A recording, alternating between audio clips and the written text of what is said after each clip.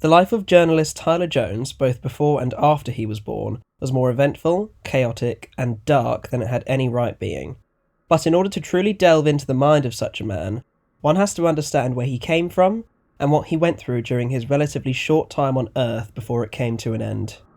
Alexandra Bethany Jones, his mother, was a homeless heroin addict and child prostitute who was freshly 16 when her son was born, having become pregnant at 14 just 2 days short of her 15th birthday, with Jones being painfully born 3 months late with the aid of a C-section. She fell into her situation not through bad parenting or abuse, but through her naturally fragile mind and through meeting the wrong people when she was growing up. At the age of 12, she ran away from her home in Surrey to her grandparents in East London, although she would permanently damage this relationship not even a year later by stealing money and making another run for it to central London, becoming involved in Soho's red light prostitution and heroin scene at the astonishingly young age of 13 and a half. A fierce addict of drugs, Alexandra never had a penny for more than a few hours, usually dishing the money out immediately so she could remain high.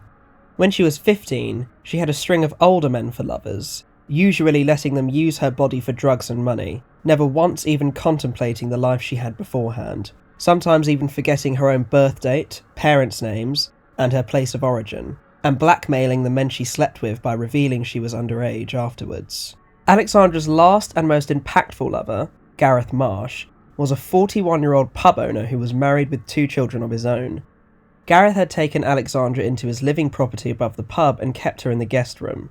Whenever she would be noticed, he would excuse it by claiming it was part of a program to help homeless drug addicts reform and become functioning members of society, although he had no paperwork to prove such a thing. Gareth, despite being presentable, polite, family-focused, and a very good businessman, had a dark side to his nature, seeking a sickeningly predatory control over the underage Alexandra through sexual and monetary power. He once spent 2 hours trying to find her late at night when she tried to ditch him for another man to pay for her addiction. She initially did not realise she had become pregnant with Gareth's child, being taken to the emergency room on the 5th of April at 7:36 on a Tuesday evening to a shockingly healthy baby boy. Gareth was later determined to be the father of Alexandra's child following a blood test. He was sentenced to 14 years in prison for crimes involving sex trafficking, statutory rape, and false imprisonment, leaving the completely broken single mother to be transferred back into the custody of her grandparents, who forgave the young girl only for the sake of their grandson.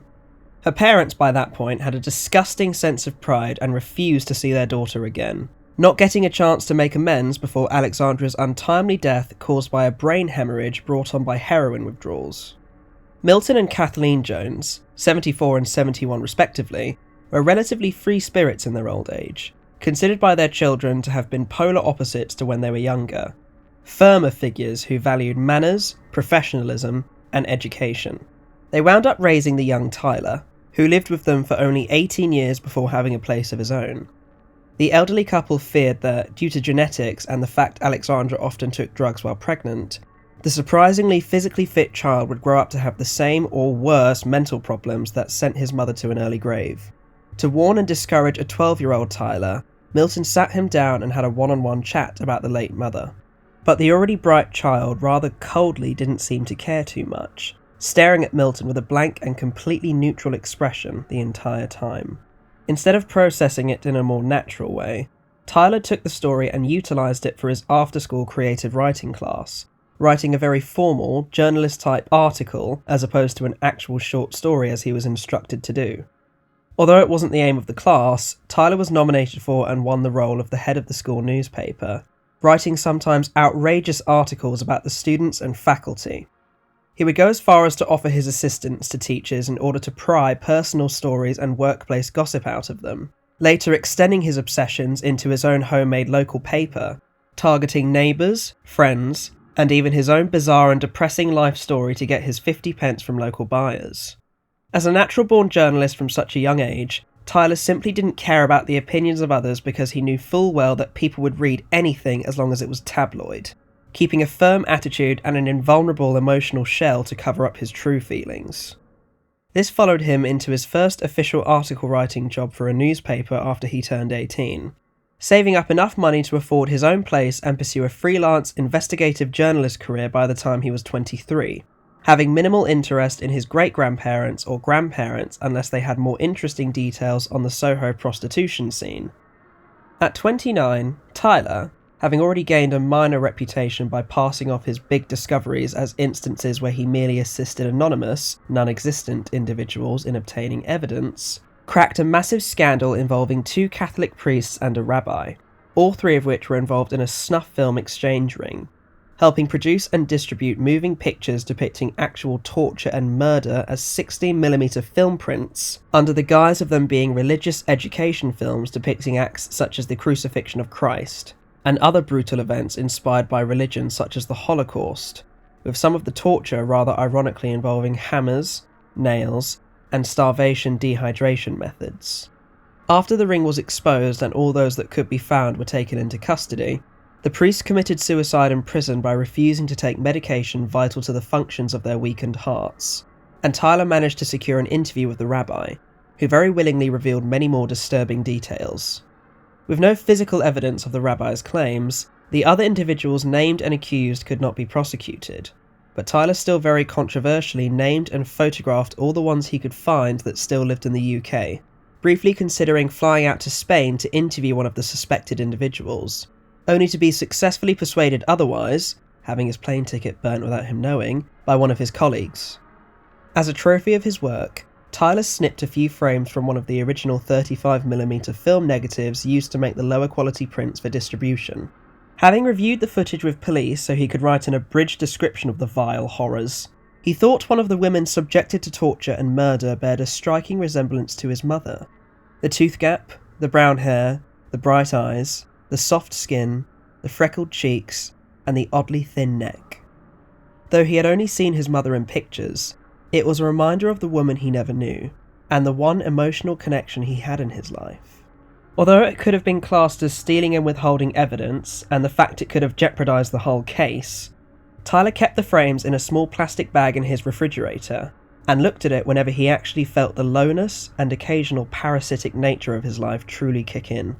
The event left a deeply disturbing impact on Tyler's psyche that he never once discussed with anyone else, and his reputation following the publication of the named suspect was ruined, as many no longer trusted him not to reveal private information on people who hadn't been convicted or officially investigated yet, regardless of the context. Not even 2 years later, after his 31st birthday, Tyler became lowly and miserable, living off of breaking celebrity stories and participating in paparazzi activity. His career effectively took a downward spiral following the suicide of actress Samara Stratton, who Tyler had inadvertently created the public image of being an alcoholic whore who frequented her local pubs for the pleasures of cocaine, beer, and the first man who would be willing to sleep with her. Feeling personal responsibility as the man who infiltrated her social circle and obtained all the photographs he needed for the papers, Tyler became a self-contained photographer, mainly specialising in landscapes, while also making a lucrative living as a photographer for private sessions such as weddings, family portraits, civil unions, home photographs, and even sex offender registration mugshots. His only small final victory over men like his biological father. At 35, Tyler, relocating to Westcliff-on-Sea for a more quiet life, was as soulless, firm, shady, and career-focused as they came. In terms of his physical appearance, he had dark brown hair in a 70s bob style, dark and thick eyebrows, sunken hazel eyes, cracked lips, a tall and average build, large ears, a distinct red birthmark on his ankle, and worryingly short nails caused by nail-biting stress. He usually dressed in very casual attire so as to never draw attention to himself, including a dark brown blazer, a brownish-white shirt with faint grey pinstripes, dark grey trousers, and black work boots. Little did he know, however, his photography habit and obsession with the most minute details in the world around him would prove to be his undoing.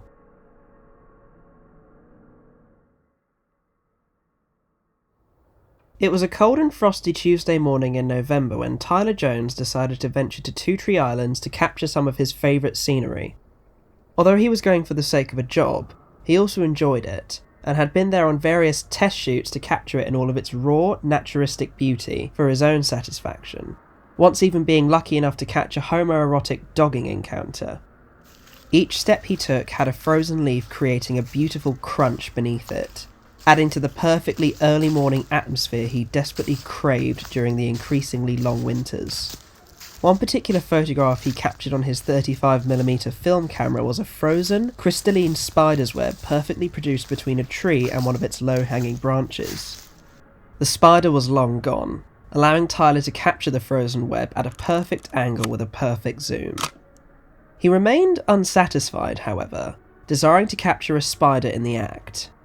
Luckily for him, the spider that created the web, a startlingly large Arrhenius diadematus, began to gently glide down on its own body-made webbing towards the ground, stopping in mid-air before spinning around. Tyler stared intently at the arachnid, waiting for the perfect moment when it was as still as a statue to capture it in all of its eight-legged glory. When the time came, Tyler hastily focused on it and snapped 3 photographs, the last one being taken just as it began to pull itself up and spin around again. For Tyler, this was a perfect action shot. After another half an hour or so of wandering and capturing some of the nearby boats gently floating on the early morning tide, Tyler made his way back to Leigh-on-Sea Station, managing to use his return ticket, run down the steps to the platform, and jump on the train just as it arrived. Catching his breath, he took a seat in the front coach at one of the table seats of 4, resting his elbows, forearm, and camera on the table. Although the journey was as uneventful as they came, Tyler experienced one particular thing about this journey that he never had before. There was a tall and thin woman somewhere in her 40s on the opposite platform at Chalkwell Station. She had slightly puffy strawberry red lips, sunken hazel eyes, brown hair in a ponytail trailing along her shoulder and over her chest, a caramel-coloured beret and scarf to match, a greyish-red dress, a dark brown overcoat, black stilettos, black stockings, an old brown leather bag with a single strap around her shoulder, and a copper ring on her left index finger with a scratched blue gem. Tyler had the photographer's itch instantly upon seeing her, being struck very strongly by her appearance and demeanour, even through the thick train window and the cold air crawling along his skin. Tyler felt a strange warmth radiating from the woman. She stood on the very edge of the platform, looking down straight at the train tracks, almost as if she was trying to find something with her piercing eyes. Having a certainty that she wasn't going to be looking up anytime soon, Tyler raised his camera, focused on the woman, and snapped a photograph of her. The shutter retracted to show the woman slowly raising her head to look at Tyler. Although this caused goosebumps and a hair or two on the back of his neck to start tingling, Tyler did not relent, instead taking another picture of the woman. He found no fear in it because he was confident he would never see her again, having never seen her at the station or even on the train before, especially so early in the morning. The woman continued to look at him with a blank face. Tyler was unsure what to make of it. Within seconds, the train started to move again, all while the 2 strangers continued to look at one another. Once Tyler was past the point of being able to look at her without straining his neck, he looked straight ahead and rested his head against the glass. Tyler spent the whole day smoking in his darkroom developing the photographs he had taken, being particularly careful with the ones he had taken of the woman on the platform.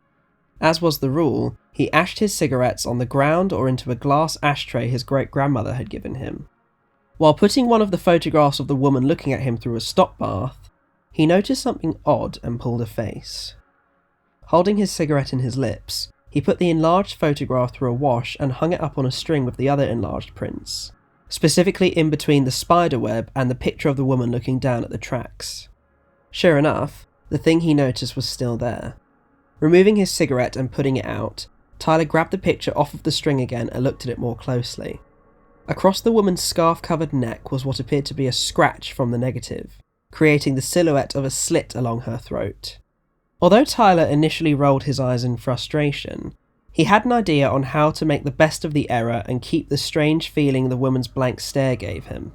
He hung the picture back up and looked at all the others, suspecting further damage. He found only a single scratch in the exact same place on the other print of the woman looking down, only it was curved around her as if to not obscure the rest of her already partially hidden head, almost as if it had been carefully added to the photograph by a different source. Now confused more than anything, Tyler promptly went to the negatives and looked at them under the enlarger. Unusually, there was no sign of even a single scratch that could have caused the slit along the woman's throat, leaving him clueless as to how the print's current appearance came to be. Later that night, Tyler forced himself out of the house in his thickest, warmest jacket and made his way to the last post in Southend-on-Sea, indulging in 2 pints of cheap shadow fruit cider, a single large Bella's whiskey on ice, and Banaboo rum with regular cola, the latter of which created a nice taste of banana-flavoured alcoholic cola. To end the night, Tyler forced 3 shots of black Samabunka down his throat, promptly leaving with the tall, diabetically overweight, shiny bald-headed bouncer giving him the signature dirty look that he normally gave anyone who walked in and out in a pathetic attempt to intimidate them with his masculinity.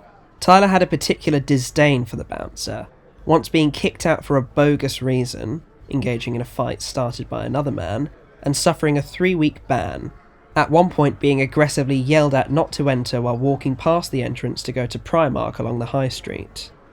Once he could no longer feel the bouncer's blue eyes watching him on the back of his neck, Tyler slowed down and eased into his body, slowly absorbing more of the alcohol, turning him from tipsy to wobbly. Because of his intoxication, Tyler's journey was a lot shorter than usual, as was often the most enjoyable part of walking home in the freezing cold. On this particular night, however, the road down by the seafront was highly energetic. He took a shortcut along Clifton Drive, where he saw that the road along the seafront had been taped off, with several police cars and even a fire engine populating the sectioned off area with all their blue lights flashing fast and bright. Tyler thought little of it, theorising that another unfortunate individual had simply been stabbed or run over, although that did not explain the heavy smell of smoke in the air. Various residents along Clifton Drive had walked out onto their balconies, perhaps having watched the chaos unfold long before Tyler showed up. As he had tried to pry his curious look away from the crime scene, Tyler noticed from the corner of his eye that one of the older men on his balcony was looking down and glaring at him. Although it was pitch black and Tyler wasn't looking directly at the man, he had a suspicious feeling he was recognised. With that, Tyler scowled and kept looking forward as he returned home. The next morning, Tyler, not having gotten any more than 4.5 hours sleep, gathered his gear at an early hour, taking in the seaside view from his balcony before setting off. Although it was still quite dark, he could vaguely make out a distinctly large and unusual thing on the road. It was a car parked along the bicycle lane that seemed to be missing its wheels. It was much too far away for the flash on either his film or pocket-sized digital camera to make out. Although his photographer's itch was powerful then and there, he knew he didn't have time. By train, Tyler journeyed to Benfleet, where he made his way on foot to the home-based office of his colleague and gallery owner Ronnie Kurtzman. Ronnie was a slim, average-heighted, blonde mop-head man of 30 with a distinct nose ring, bright blue eyes, and a penchant for jeans, t-shirts and raincoats as his go-to fashion choice.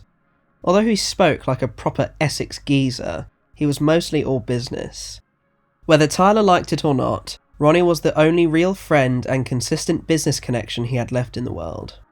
The event that Ronnie was setting up at the time was one where photographers were to be used to tell stories either throughout the day or in one photograph entirely, having already hosted a few exhibitions by other photographers and some painters.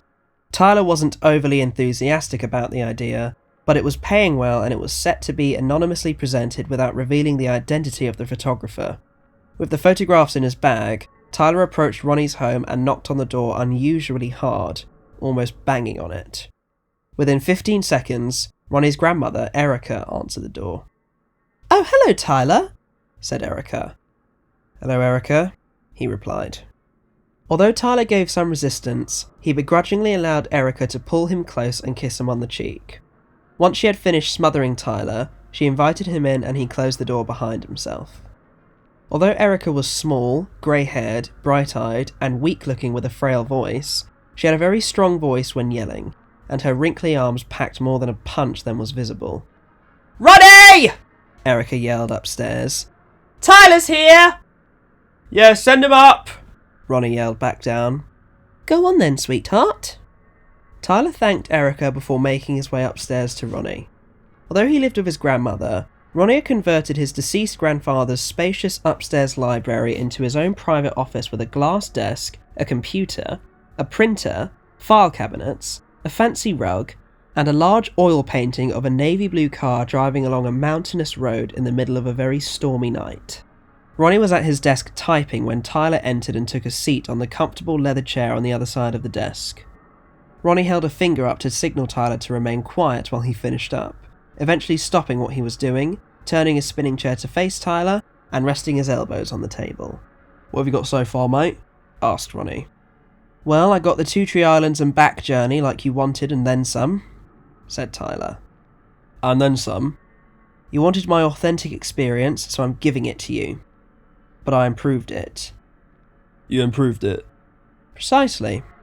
Tyler got the photographs out from his bag and handed them over to Ronnie. He approved of the black and white, although he was creeped out by the spider and its web, being something of an arachnophobe.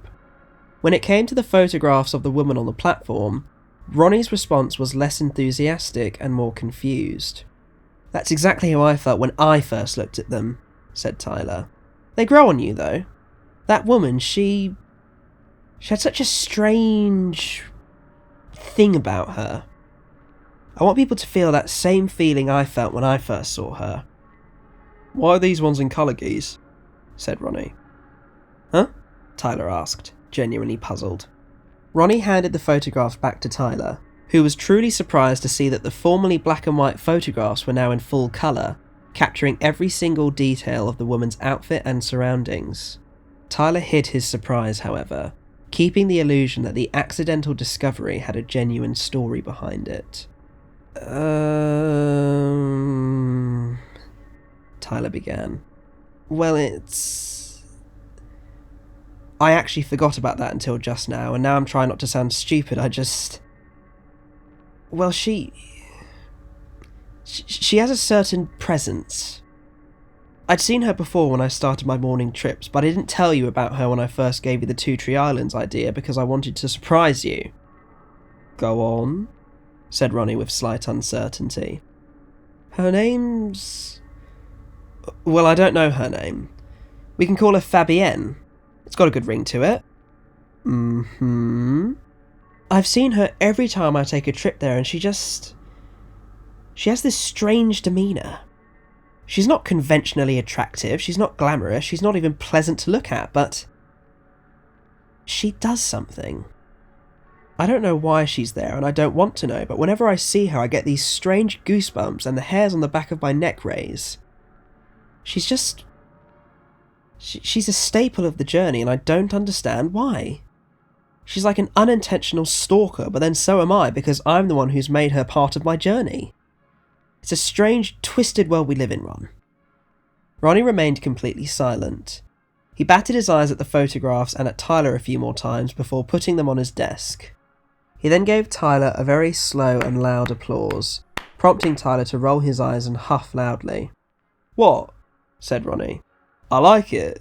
It's weird, do you know what I mean?"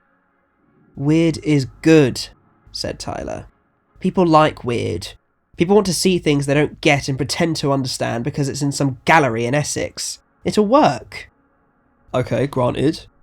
Why the shaded bits around her neck? Did you scratch the negative?"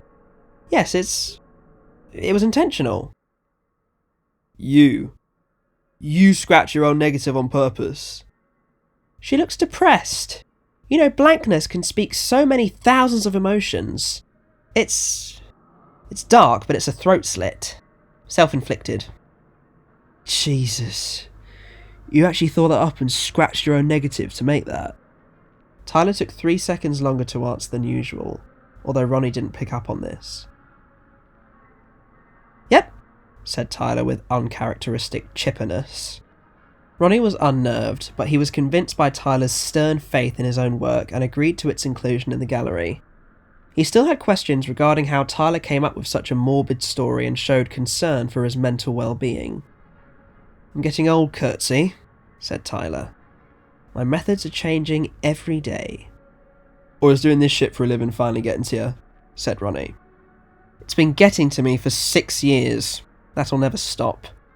Maybe I do want every passing stranger to just fuck off and snap their neck in a ditch somewhere just so I don't have to make eye contact or be looked at funny by people who read the Daily Mail's article on me, but I can repress that. I can be some damaged artist if you really need me to be. Ronnie thought for another moment and looked at the photographs again. He looked at Tyler before smiling, snickering and holding his hand out for a handshake to declare they had a deal. After shaking, however, Ronnie immediately retracted his hand and asked for more photographs of Fabienne. Tyler froze.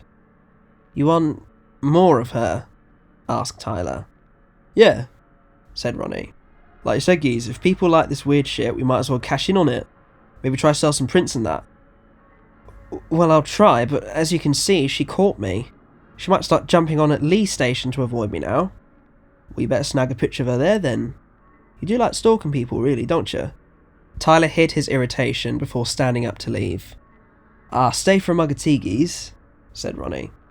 "No, I've got to get back," said Tyler. "I need to think a couple more of these details over. If I can find out where she gets off, maybe I can catch her doing less menial activities. Jesus, I love how you talk about this like it's so normal." "It's my job, Ronnie. I snap environments, criminals when they're arrested, and whenever I can, strangers when they're candid." Tyler gathered the photographs and immediately left the office. He darted down the stairs and rudely ignored Erica's offer for one of the 3 mugs of tea on a tray she was holding as he made a beeline out the front door, closing it behind him with mild aggression. Erica was slightly taken aback before brushing it off and making her way upstairs. Due to the rush of walking from and making his way back to Benfleet Station, as well as the sudden relaxation of sitting down for 4 stops on the C2C line, Tyler felt an onslaught of tiredness and fell asleep before the train even got close to Lee. Waking up just as the doors sealed at Westcliff Station, Tyler sprung up, saw the sign and dashed towards the door, even though he knew full well he was far too late. Accepting his fate was sealed, Tyler slumped back into his chair and sighed deeply. Upon arriving at Southend Station, the train terminated, with the small number of people still on board getting off. One thing caught Tyler's attention before he even gathered the energy to stand up.